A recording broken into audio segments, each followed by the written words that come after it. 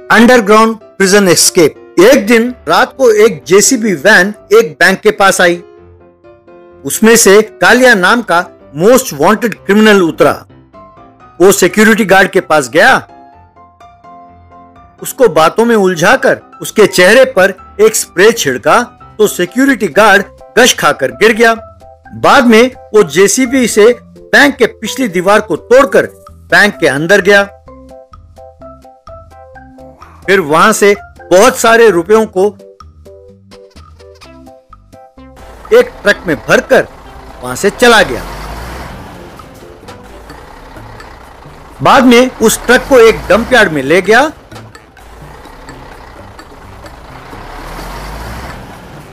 और उसको कूड़े से ढककर छिपा दिया।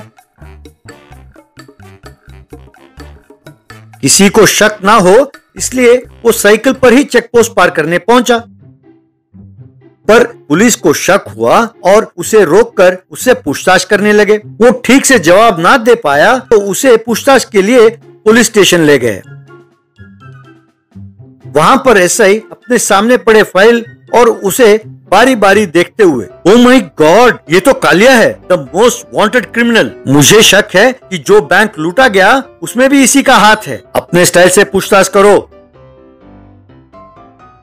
बाद में पुलिस वालों ने उसका शर्ट उतारकर उसे एक कुर्सी से बांधकर लाठी बरसाने लगे। सर, मैं कालिया नहीं हूँ सर, मेरा नाम मोहन है सर, आपसे कोई भूल हुई है सर, मेहरबानी करके मुझे छोड़ दीजिए सर प्लीज, कहकर चिल्लाने लगा। अरे तू कौन है, तेरी कहानी क्या है, सब जानता हूँ। मैं जानता हूँ कि तू न केवल एक नामी चोर है बल्कि जेल से फरार होने में भी तू माहिर है। तुम कितनी बार जेल से फरार हो चुके हो उसका तो हिसाब ही नहीं है, इसलिए इस बार तुम्हारे लिए खास अंडरग्राउंड प्रिजन का बंदोबस्त किया है। वहाँ से तुम इस जन्म में तो नहीं भाग सकते। कांस्टेबल्स, इसे उस कैदखाने में ले जाके डाल दो। उस बूढ़े कांस्टेबल कन्हैया को वहाँ ना छोड़ना, उससे खतरा हो सकता है क्योंकि वो सनकी है। इस तरह कालिया अंडरग्राउंड जेल में कैद था। हर रोज पुलिस वाले आते, मारते, वो कहता रहता कि मुझे कुछ नहीं मालूम, मुझे कुछ नहीं मालूम। ये सिलसिला चलता रहा। एक दिन कन्हैया नाम का बूढ़ा कांस्टेबल खाना लेकर वहां पहुंचा। वहां कालिया को मार रहे कांस्टेबल्स ने उसे देखकर, अरे तुम यहाँ क्यों आए हो? साहब ने कहा था ना कि तुम यहाँ नहीं आ सकते, जाओ जाओ यहाँ से। अरे साहब का दिमाग खराब है, तुम लोगों को क्या हुआ? वो कालिया नहीं है, कह रहा है ना, तुम मानते क्यों नहीं हो? फाइल में इसी का फोटो है, पर ये कालिया नहीं है क्योंकि मैंने कालिया को देखा है, एक बार मुझसे बचकर भाग चुका है। ये खाना मैं उसे देने आया हूँ, तुम लोग जरा बाहर जाओ, ठीक है? कहकर कांस्टेबल्स बाहर चले गए। ये देखकर कालिया मन ही मन में खुश होकर नाटक करता हुआ, थैंक यू दरोगा जी, कम से कम आपने तो मेरा विश्वास किया कि मैं कालिया नहीं हूँ, शुक्रिया। अरे बस ये पुलिस वाले ऐसे ही हैं, किसी निर्दोष को पकड़कर उससे जबरदस्ती दोषी बना देते हैं। ये लो खाना खाओ, पता नहीं खाए हुए कितने दिन हो गए, खाओ खाओ, कहकर से खाना दिया। खाना खाते हुए कालिया को कन्हैया के कमर पर लटक रही चाबियों का गुच्छा नजर आया। उसे एक उपाय सूझा। बाद में खाना खाकर प्लेट को वापस करते हुए, बहुत बहुत शुक्रिया, आप बड़े नेक इंसान हैं, आप देखने में बहुत भोले भी हैं। वैसे ये क्या घटिया आइडिया है, जमीन के अंदर जेल क्यों बनाया? ऊपर देखिए कैसे पानी रीस रहा है, कहकर ऊपर दिखाया। कन्हैया ऊपर देखने लगा तो कालिया ने उसके चाबियों को गुच्छे को चुरा लिया। बाद में कन्हैया वहां से चला गया। उस रात को वो ताला खोलकर बाहर आया, फिर सीढ़ी चढ़कर दरवाजा खोला तो वो पुलिस स्टेशन के बीचों बीच में खड़ा था। वहां नजर दौड़ाया तो कुछ कांस्टेबल्स खर्राटे मारकर सोते हुए नजर आए। वो वहां से चुपचाप बचकर चला गया।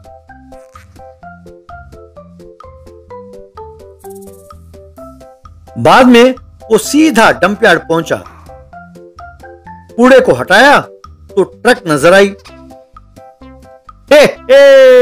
मैंने सोचा नहीं था कि इतनी जल्दी मैं बाहर आ जाऊंगा। थैंक यू बुढ़े constable, I love you. 100 crore रुपए, इन पैसों से मैं विदेश जाकर सेटल हो जाऊंगा,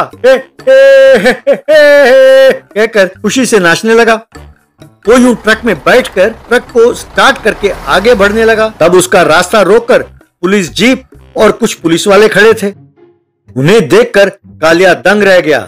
कन्हैया को एसपी यूनिफॉर्म में देखकर वो और भी चौंक गया। क्यों, तुमने मुझे एक बूढ़ा कांस्टेबल और एकदम भोला इंसान समझा था ना? You are wrong, I am SP Kanhaiya. ये सारा नाटक मेरा ही रचाया हुआ है। ये जानकर कि तुम जेल से फरार होकर सीधा यहीं आओगे, हमने ये सारा प्लान किया था। क्यों, है ना नहले पे दहला? बस कालिया बेहोश होकर गिर गया।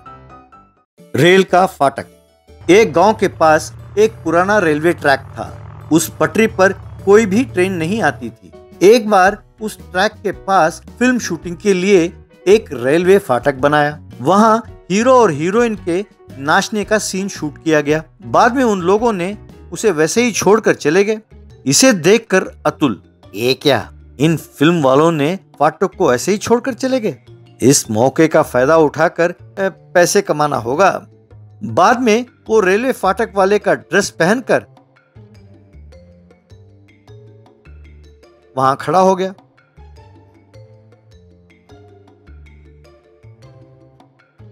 तभी वहां एक बस आई। बस ड्राइवर, अरे भाई फाटक खोलो, जल्दी जाना है वरना देर हो जाएगी। क्या, फाटक खोलूं? अरे मेरी नौकरी चली जाएगी सर, ट्रेन के आने का वक्त हो गया है, तब तक आप रुकिए। जल्दी करने से क्या होगा, 1 घंटे में ट्रेन आ जाएगी, बाद में चले जाना, चिंता ना करें।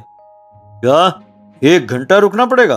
अरे इस बस का ड्राइवर ही नहीं, मैं मालिक भी हूँ भाई। अरे कम ट्रिप्स लगेंगे तो मेरा नुकसान हो जाएगा, और वैसे भी 1 घंटा पहले बंद करने का क्या मतलब? अरे रूल्स हैं भाई, रूल्स। कोई दुर्घटना ना हो इसीलिए एहतियात के तौर पर पहले ही बंद कर देते हैं। क्या आप नहीं जानते? अरे भाई मैं तेरे हाथ जोड़ता हूँ, चाहो तो ये 500 रुपए रख लो और मुझे जाने दो, कहकर पैसे पकड़ाए। तब अतुल ने फाटक खोला तो बस वहां से चली गई। बाद में एक व्यक्ति बाइक पर वहां आया। भैया जरा फाटक खोलना प्लीज, वहां सिनेमा थिएटर के पास मेरी जानू इंतजार कर रही है। अगर तू ट्रेन के नीचे आकर मर गया तो कौन जिम्मेदार होगा? अगर कल तुम्हारी जानू आकर तुमने गेट क्यों खोला, तुम्हारे वजह से मेरा सोना मर गया, कहा तो मैं क्या करूंगा? और 45 मिनट रुको, ट्रेन चली जाएगी, फिर चले जाना। क्या 45 मिनट? अरे मुझसे नहीं होगा भाई, मेरी माशूका मुझे मार ही डालेगी। ये लो 200 रुपए, मुझे जाने दो ना प्लीज, प्लीज भैया। यूं वो भी पैसे लेकर वहां से चला गया। इस तरह अतुल खूब पैसे ऐंठने लगा।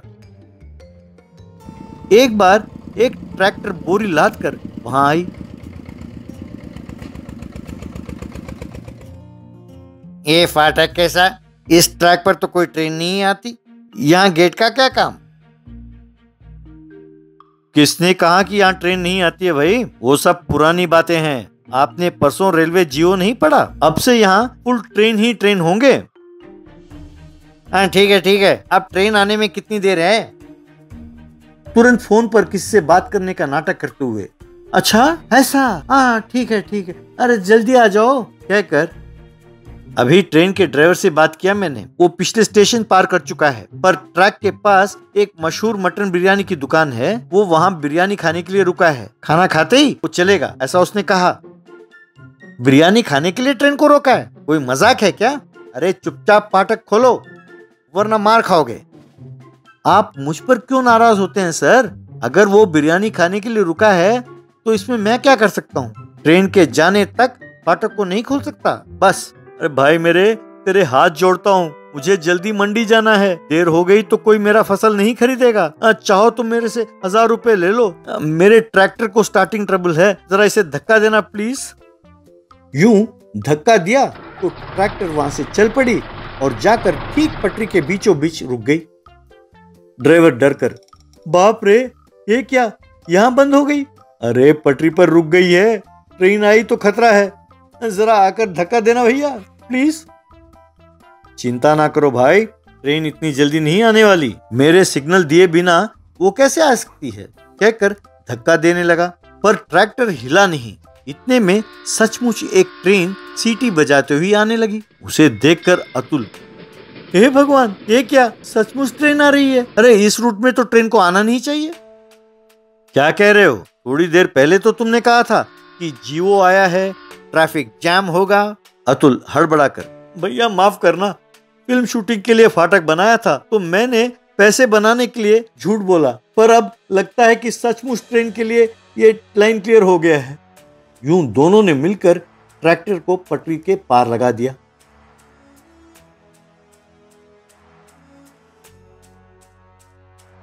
रेल वहां से चली गई। बाद में ड्राइवर ने अतुल की खूब पिटाई की।